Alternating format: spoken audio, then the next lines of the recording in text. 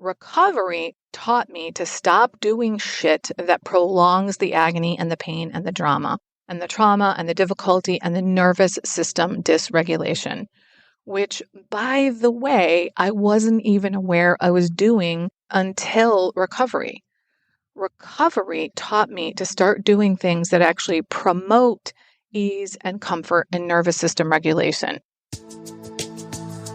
Hi, I'm Barb Nangle. I want to welcome you to my podcast, Fragmented to Whole, Life Lessons from 12-Step Recovery, where I help people heal their emotional, psychological, and spiritual wounds and make deep, lasting changes in their lives.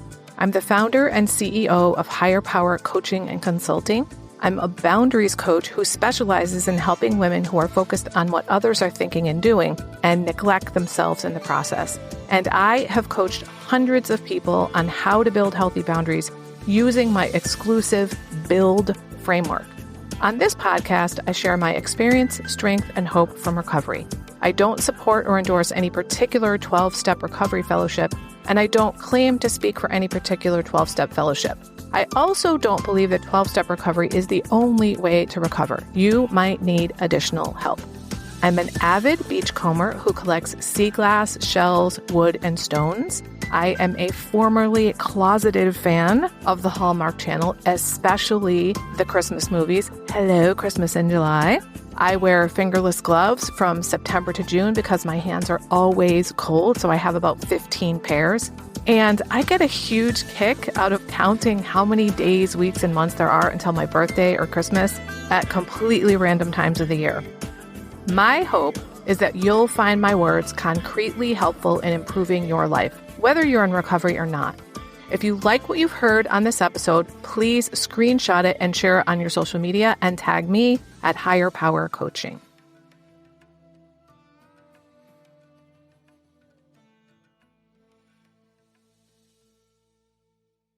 This is episode 264, 10 self-care strategies that I used to escape the pit of doom. So I'm back to my regular episodes after my 3-part coaching series. I would love to hear what you thought about those episodes. Did you find them helpful to hear me coach people in real time? If so, I can do that sort of thing in the future, though I probably wouldn't do a series again. It would probably only be occasional. I'd really love to know if you found that helpful or if you prefer me to just do solo episodes. And actually, while I'm asking about that, I've been having guests every 10th episode since episode 100. And if you have any thoughts about that, I'd love to hear that too. So should I keep having guests every 10th episode or just do solo episodes? Or something else? Is there anything else you'd like to hear on this podcast that I'm not already doing? You can message me either by email, barb@higherpowercc.com, or you can DM me on Instagram. I'm at Higher Power Coaching. And by the way, if you're not already following me there, please do. I have all kinds of free shit, especially about boundaries on there. Let me know that you found me from the podcast. That's my favorite place to hang out on social media. Okay, so what I want to talk about today is the experience I had in the last few weeks that I'm calling the pit of doom. And I can tell you right now that if I had had that experience before recovery, I think it probably would have taken me about 3 years to recover from that, rather than a matter of weeks. Thank you, 12 Steps of Recovery and all the tools I learned there. I'll lay out the whole thing in a moment, but before I do, I want to talk about how I would have handled that kind of thing before recovery. I was talking with somebody about this the other day, and I was like, yeah, I just didn't have any tools before recovery. And then I was like, wait, actually, I did. They were just shitty tools. When something really difficult or bad happened to me in the past, I would do things like complain about it over and over and over, which meant I relived it over and over and over. I would ruminate over it and think about it again and again and again, which meant, of course, I relived it. And when something shitty happens, it only happens once, and we prolong the agony when we keep replaying it. I didn't know it was an option to not replay shitty things until I got in recovery and realized I was doing it. I would catastrophize and think about all the horrendous things that were going to happen in the future because of it, even though I have always been an optimist. I would isolate and stay away from other people and just wallow in my pain. And while I was isolating, I would do things like smoke cigarettes, smoke weed, drink booze, binge eat while watching TV, staying up really late, and just basically things that prolonged the difficulty and the pain or temporarily, that is, numbed the pain. Now I have tons of healthy tools that actually help me massively reduce the amount of time it takes me to get through something difficult. So now about this pit of doom. Right before I went on vacation to Mexico for a friend's wedding, I started having some anxiety. I didn't realize that's what it was at the time until I talked to my doctor. I said, I've got all these stomach problems and it feels like fear.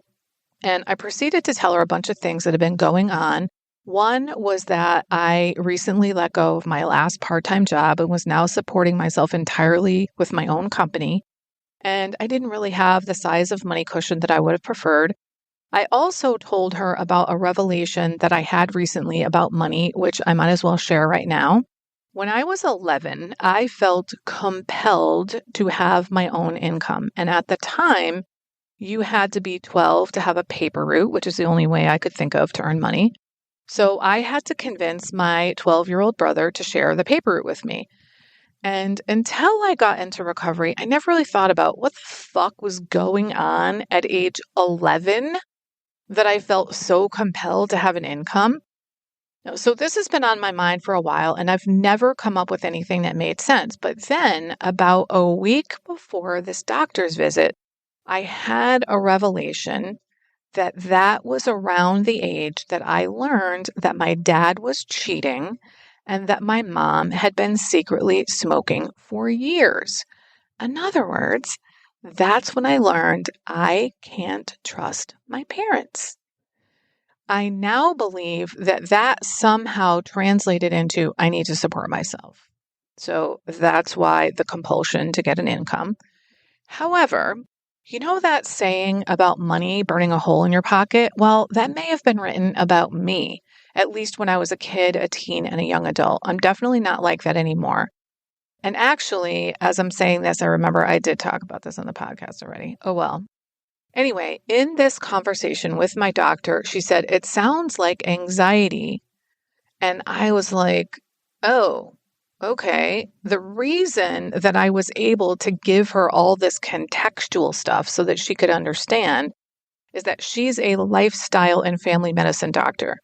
The discipline of lifestyle medicine actually promotes health rather than fixing disease the way our traditional healthcare system works.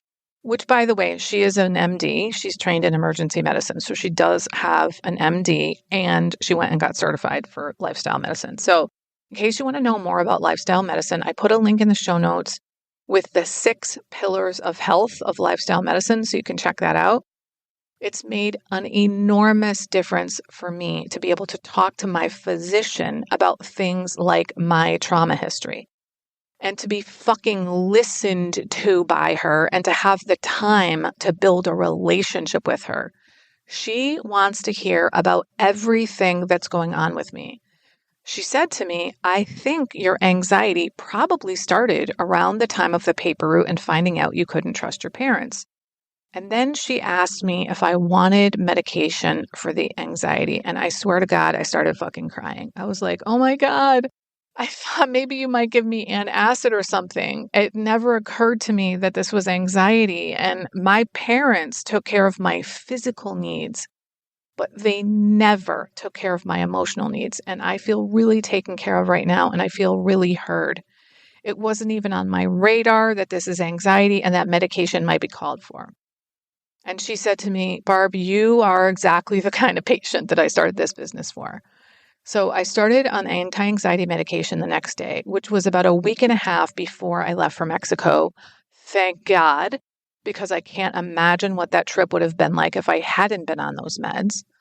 Now, I'm going to go into some detail about the trip. As you probably know, I'm in recovery for compulsive overeating. And that means for me personally, I plan, measure, and track my food. I eat 3 meals and 2 snacks a day at approximately the same time every day. But that was not happening when I went to Mexico. And sometimes I didn't even know what the food was or when and where I was going to be eating. So my food was really thrown off. And also the plane was delayed. So I arrived in my room at 4:30 a.m. my local time, which of course threw off my sleep, and it was off for days. So those two things alone, food and sleep, are foundational to good health. And that's a lot to contend with. Then the hacienda where I was staying was like a gigantic compound, and it was very difficult for me to find my way around. They didn't have a map, so it was really disconcerting every time I left my room and tried to find the restaurant, the pool, where I was supposed to meet up with my friends, etc. And then, of course, there's the fact that I don't speak the language and I don't know the culture. So everything was off kilter, and it really rocked my nervous system. Now to what I did, what tools I used to take care of myself. I took naps. Of course, I had to take naps in the beginning because I needed to catch up on the sleep I missed. But I also continued to nap even when I was caught up. And I also rested a lot while I was there, just laying around reading or watching TV, listening to wildlife, listening to soothing music, that sort of thing. When I got home, I continued to take naps for a while to soothe my nervous system and because I was exhausted from all this mental and emotional labor. I increased my meditation. I've been meditating twice daily for 15 minutes each time for years now, but I started meditating at least twice a day for 30 minutes a day, or 30 minutes each time, sometimes adding another one or two shorter meditations. It's what I needed to do to get my nervous system relaxed. And I'm still doing twice a day, 30 minutes a day, and occasionally adding another shorter one. I listened to sound bath videos on YouTube, some of which are specifically designed to soothe your nervous system. I linked a video to one of my favorites in the show notes. I also listened to and watched beautiful nature videos that have aerial scenes with nature sounds and or music in the background. I've also linked an example of one of those in the show notes. I continued to use those videos for a few weeks after I got home. I still use them from time to time, but not because my system is rocked. It's just because it's comforting and soothing. I made sure to socialize with people so as not to isolate. I did need to spend some time alone, but I also made sure I was connecting with other people from the wedding. As always, I made sure to eat healthy, nutritious food instead of indulging in things that may taste good but are unhealthy, which is what I did for decades before recovery. I also reached out to people at home and talked to friends and stayed connected. I let them know what was going on with me so I didn't feel so alone. I also made sure that I had fun while I was there. And then luckily for me, I have friends whose in-laws live in the town I was in. I met them about 18 months before the trip when they were in town visiting. My friend's mother-in-law was very kind and helpful and took me to buy fruit my first day so that I'd have something on hand that I knew I could eat. Then when I transitioned from the hacienda to an Airbnb on Sunday, she picked me up and brought me there, as well as a bunch of other places. She also helped me plan an excursion to Santa Barbara, which is this beautiful place that has four cenotes. And if you don't know what cenotes are, they're these incredible natural springs that have these gorgeous ecosystems that you can swim in, some of which are completely under the earth, some are partially, and some are completely open. If it hadn't been for her, I doubt I would have done anything like that. She took me to Walmart to get a new suitcase because the telescoping handle on my suitcase broke. She took me to the Sunday market in downtown Merida, which was absolutely incredible. She took me to her home so I could see a traditional Yucatan home.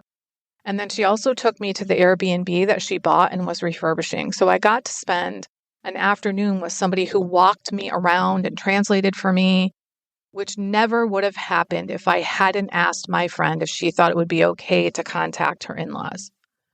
Being with her mother-in-law was really, really soothing.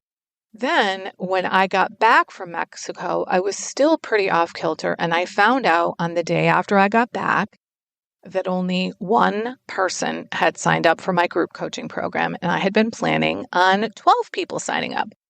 And because I was already in this pit of doom, I just went further into the pit and started fucking catastrophizing and made it mean all this shit that only one person signed up.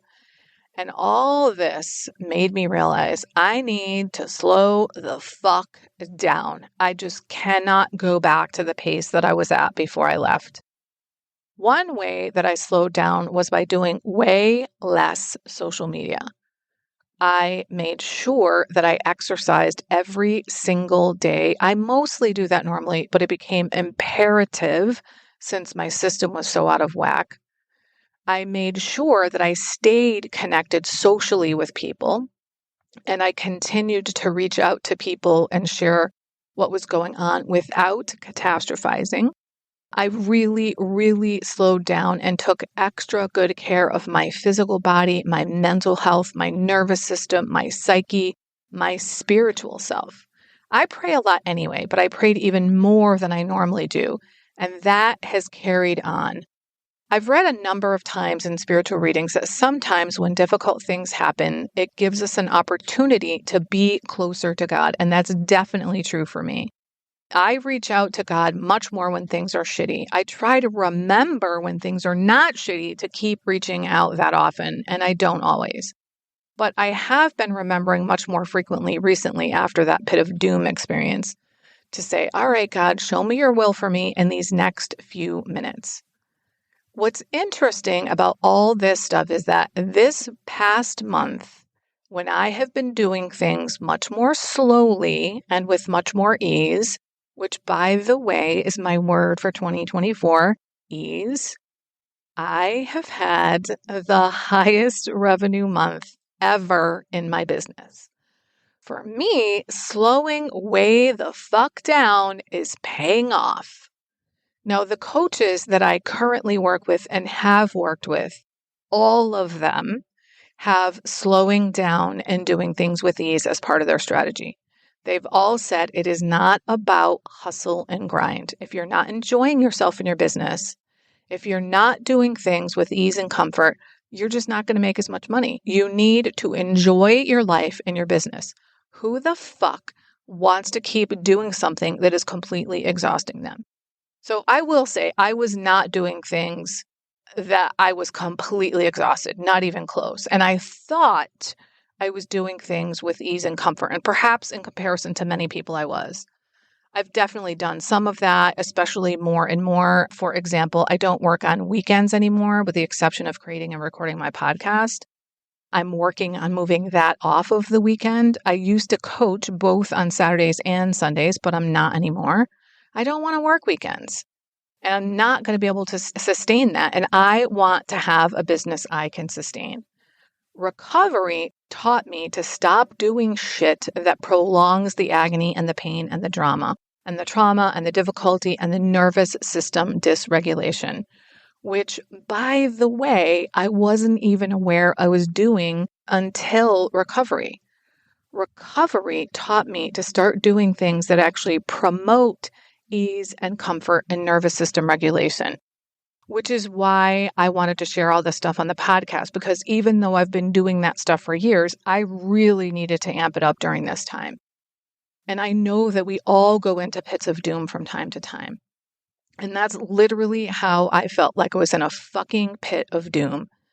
Now, I didn't feel like that 24 hours a day. It came and went throughout each day during that time. But honestly, one goddamn minute of feeling like you're in a pit of doom is plenty. You don't need to be in a pit of doom all day long for it to suck. And the amount of work that I had to do to keep bringing myself back from the edge of the pit of doom so that I wouldn't keep falling in was enormous. And this is one of the reasons why I needed to keep taking naps, because I was exhausted.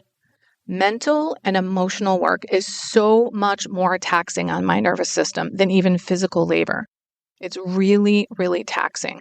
So if you're going through something shitty, or in the future when you go through something shitty, I urge you to do as many things as you need to take care of yourself. This is one of the most important things I teach my clients. I feel safe in saying that more than 90% of my clients do not take good care of themselves. They neglect themselves typically because they're so fucking worried about everybody else. And they have this idea that it's somehow selfish to take care of yourself, but it's actually self-preservation and it's selfless to take care of yourself. Because when you're taking care of yourself, that means you can pour from the overflow rather than pouring from an empty cup. And you're not trying to get your needs met in some sideways, indirect way by other people, like people pleasing or manipulating them into meeting your needs, which is what I used to do. You get to take care of yourself. You deserve to take care of yourself. All right, so I'm going to recap all of the things here that I did, and there are 10 of them. So 1, nap, rest, and relax. 2, meditate. 3, sound bath. 4, nature videos. 5, social contact. 6, eat healthy, nutritious foods. 7, reach out for support from others and share what's going on. 8, have fun and joy. 9, slow down and do things with ease and comfort. And 10, exercise consistently.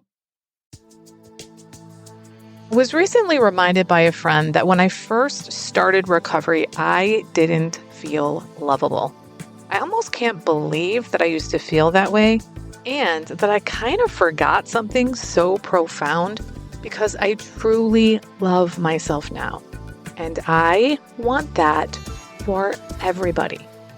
If you don't love yourself, there's literally nothing that can make up for that. I created something exclusively for my private clients since many of them don't love themselves. And I've now opened up my private vault to share it with up to 10 people individually. It's called the Self-Love Sprint. You'll grow to love yourself and truly feel worthy so you can stop saying yes when you really want to say no. Stop neglecting yourself and putting everyone else first. Stop saying all kinds of nasty shit to yourself. That is not what people who love themselves and feel deserving do. You'll stop being afraid that others will think that you're selfish for taking time to care for yourself. This is also for you if you don't really know who you are because you've always been such a fucking chameleon. Go to higherpowercc.com/love sprint. Remember, I'm only offering 10 of these, so don't wait. If you like this podcast, and I'm guessing you did or you wouldn't still be listening, then you're gonna love the other things I have to offer. If you'd love pre-release podcast scripts and episodes before anyone else gets them, or if you'd love access to content from my private vault that I developed exclusively for my private clients, which is like having a work session with me without me actually being there, go to patreon.com/higherpowercoaching. There are 3 tiers ranging from as low as $4 up to $24 a month. You'll also love my weekly newsletter, Friday Fragments, which has content very similar to the podcast. You can check it out at fridayfragments.news. That's fridayfragments.news. Please like and subscribe to my podcast on your favorite podcast outlet. I'd also love it if you'd leave a review, which you can do either in the show notes or on Apple Podcasts. It really helps other people find my podcast so they can get the benefits you've gotten from listening. If someone came to mind when you listened to this particular episode, please share it with them. And my favorite place to hang out on social media is Instagram. I'm at Higher Power Coaching. Please DM me there. I'd love to hear what you got from this episode. I run group and private coaching programs on building healthy boundaries. Whether you need help with boundaries in your personal, professional, or romantic life, I can help. Head on over to barbchat.net where you can hop onto my calendar for a free 30-minute Better Boundaries consultation. My ideal client is someone who is ripe for change. If that's you, I would love to work with you. My goal with all my work is to help you make lasting changes in your life, like I've made deep, lasting changes in my life. Remember, it's never too late to recover. No one is beyond hope, and healing is possible. Thanks for listening.